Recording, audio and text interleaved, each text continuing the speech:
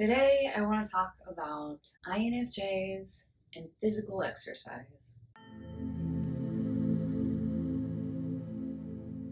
Hi, I'm Annie, and I'm less of a miserable cow than I used to be. Feeling 1% miserable today, and that's pretty amazing. I'm an INFJ who was not physically active, didn't have an exercise routine for most of my life. But at age 37, I started to develop an exercise habit. I'm now 42 years old. I started at age 37 and I never looked back. And now I'm an exerciser.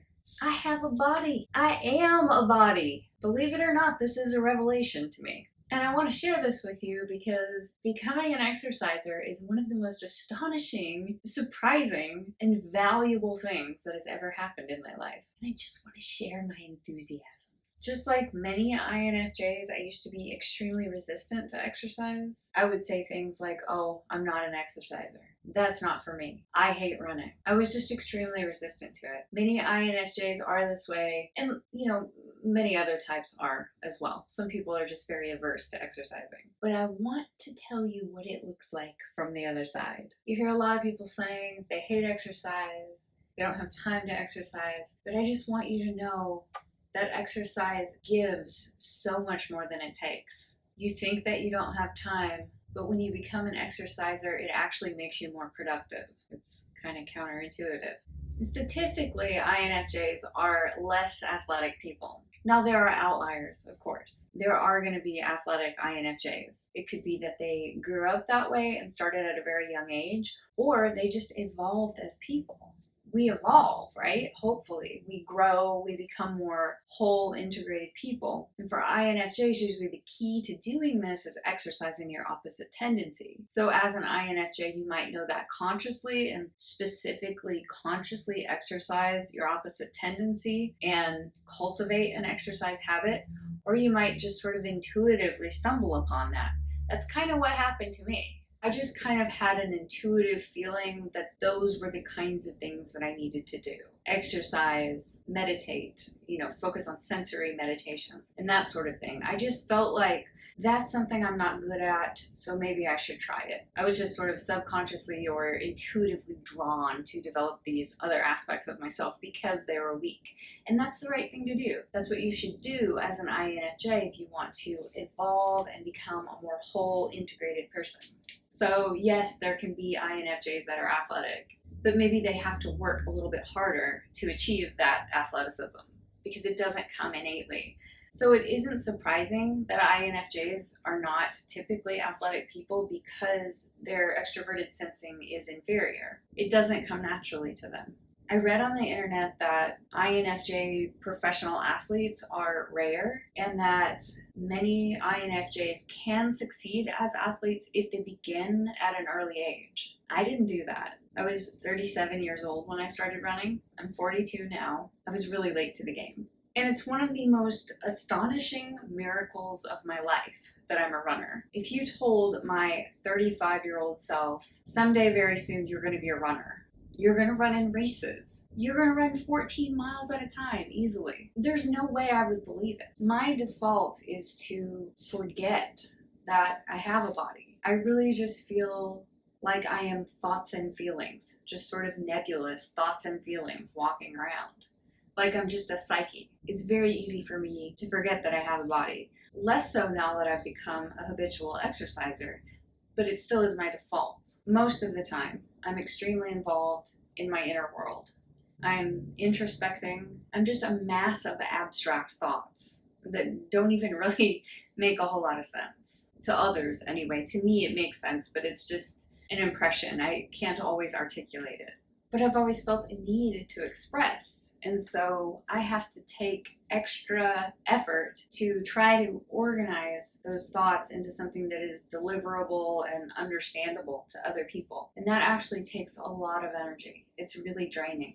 It's easier to express with music. When you use music, you're just sort of delivering an impression to someone else. But I also want to speak and write in a way that people understand. And it takes a whole lot of energy to try to organize my thoughts and package them in a way that I can share them with people. So that's what takes up most of my time and energy. And for most of my life, I thought there's no way there's time or energy to exercise because I'm really busy efforting to communicate and express myself in the world. And I used to just not feel comfortable in my own skin. When I had to go out in public and interact as a body, I felt so extremely self-conscious. I just didn't know how to wear my own skin. And I also felt like my body was just wrong, just really self-conscious, not confident in my body at all. And I felt ashamed, like it's wrong because I'm a little pudgy. I've never been extremely overweight, but I did at one point weigh, I think the most I ever weighed was 140 pounds. And that's a lot because I'm 5 feet tall. Just for reference, I weigh about 109 today. So it's a pretty big difference. And that weight loss is due to being more active, but also because I used to have more of a problem with overeating and I just don't have that as much anymore.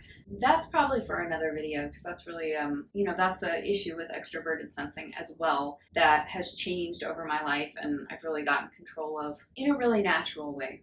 I see pictures of myself before I was an exerciser and even in phases of my life when I was relatively thin. I see myself in pictures and I just look uncomfortable. I look self-conscious. And it's embarrassing. It's hard to look at because I remember how I felt. And I have value in this world. I have value to give. And so it's such a waste of energy to be self-conscious because you can't share with people. You can't share big ideas and share how much you care about other people if you're just so self-focused and drained by your own self-consciousness. It's hard to interact with people when all you're thinking about is hiding yourself and covering yourself and just feeling acutely self-aware. And now my body is nothing to write home about. I've never been a bikini model and I will never be a bikini model, especially now that I'm in my 40s. But I don't hate my body, even though it's still kind of soft and I have a tummy kind of. I don't hate myself. I don't feel like it's a major character flaw that my stomach isn't like washboard hard and flat. I'm actually just so proud of my body and amazed by what it can do. So the emphasis is not so much on how I look, it's like how I feel in my body and the amazing things that my body can do. Because I'm not a super athlete, but I can run a 720 mile, Like, that blows my mind. And I don't even run that far. I've never even run a marathon, but I've run a half marathon, and that's amazing to me. So for somebody else, that might be nothing. But for me, coming from where I came from, the fact that I ran a half marathon at an 8:40 pace is like a miracle. INFJs can tend to be kind of low energy people, and I really feel that way, like a low energy person overall. But since I have started exercising over the last few years, I have more energy than I ever have in my whole life. So it's kind of counterintuitive. You might think, oh, I'm really low energy, so I can't exercise because there's no energy left over to focus on physical activity. But actually, exercising generates more energy. It's kind of like your car battery. If you leave your car parked for a long period of time, or if you just drive it really short distances, then your battery won't hold very much charge. And you might have issues with your battery running down. And I know this because I hardly ever leave my house. And when I do, I just drive to my office and back. So I'm a really low mileage kind of person. So I have this problem with my battery. So this is what I've noticed in my body, that there's some sort of internal battery that is charged and energized by expending physical energy. And when you're a regular exerciser, sometimes you wake up in the morning and you just feel like there is this thoroughbred inside of you that just needs to run. That's how I feel. And that's insane. I've never had that feeling my entire life until I was in my late 30s and early 40s. I've never felt this, and I think that maybe this is what it feels like to be an extrovert. I don't know. I have more of that in my life, more of that high energy. It's intoxicating. Running and exercising has just made me more aware of my body in general. So I'm more likely to take care of myself. I'm more likely to stretch. Throughout the day, I'm more likely to remember my body. I'm just more likely to remember that I'm a body. And this is a huge difference. And to me, it's remarkable that I went through so much of my life, most of it, not being aware. And then I changed really later in life. It's remarkable. You know, like, for somebody that's always exercised, they could listen to this and be like, what is she going on about? Like, what's the big deal? She exercises, so what? But I think that if you are someone who sometimes has a tendency to forget that you have a body, maybe an INFJ or an INTJ, then you'll see where I'm coming from. You know, to be like that for most of your life and then suddenly find that you could be a habitual exerciser. It's really an amazing thing. And running is really interesting because you can get lost in thought when you're running. When you get used to it, you get efficient. It's just muscle memory. So you're kind of going on automatic. You could just run for miles and miles and kind of forget that you're running, really. And you can get lost in thought. And you can even ruminate on negative thinking if you're having a really bad day. It is possible to both run and ruminate negatively at the same time. Even though you've got those endorphins going, it still is possible. And it's possible to just contemplate and introspect, and you have that abstract thinking and contemplation, and you have the endorphins at the same time. And somehow they kind of mix together. And for me, I don't know if other people experience this, but I get a lot of really like flashes of insight when those two things are happening together. So when I'm running, I can be very cerebral, and it's kind of my happy place. I sort of love to be lost in that while I'm running in the world. And I get this supercharged problem solving ability because it's like the abstract thinking plus the endorphins. So if I have a creative issue that I'm trying to solve a problem to, I can get just a flash of insight and the answer will come to me when I'm running. That's really cool. But I also sometimes make a point to really focus on extroverted sensing while I'm running, just as an exercise. And this doesn't come naturally to me. It's not easy, but it's kind of like a moving meditation, a moving sensing meditation. So I very specifically try to do that.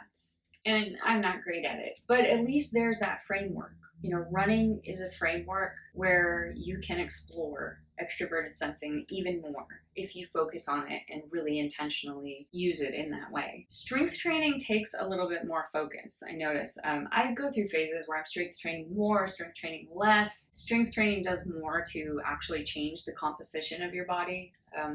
So I mean, just for pure vanity, I like it better when I'm strength training more because I look better. But also in terms of extroverted sensing, I feel like it takes more focused concentration. I can't really wander off into my thoughts when I'm lifting heavy weights because, you know, you really need to concentrate. And you get more out of the lift if you're consciously, you know, feeling the muscle that you're contracting.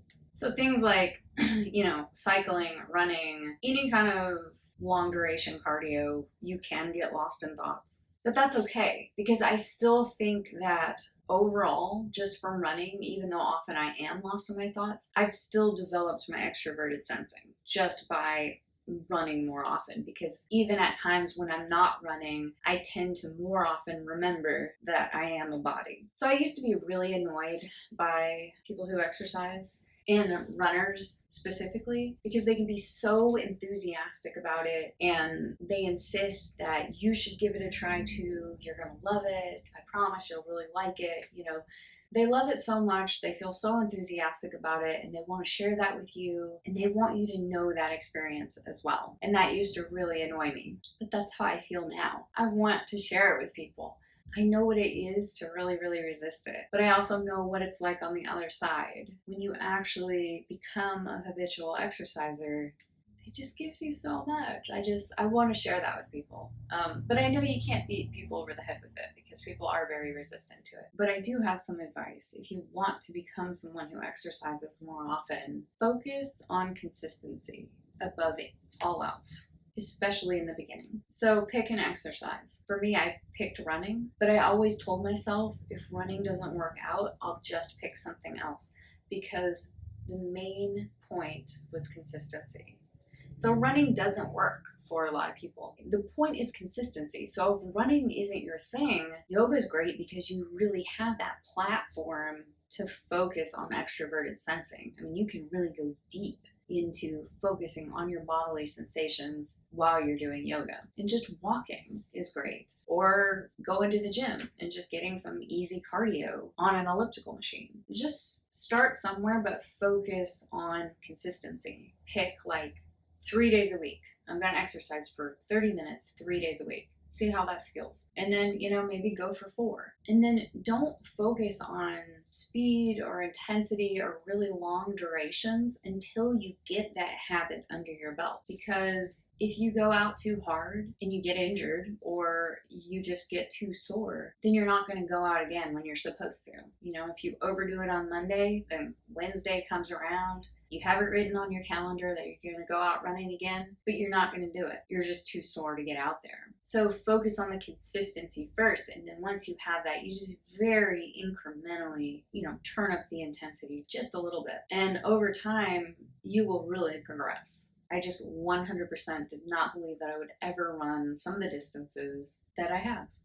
So, are you an INFJ? And what is your relationship to exercise? Do you do it? Do you want to do it? Do you remember that you are a body? Or do you feel more just like a psyche walking around? Really curious to hear about other people's experiences, so let me know in the comments. And if you like this video, give it a thumbs up, hit the subscribe button, leave a comment. Let's get to know each other.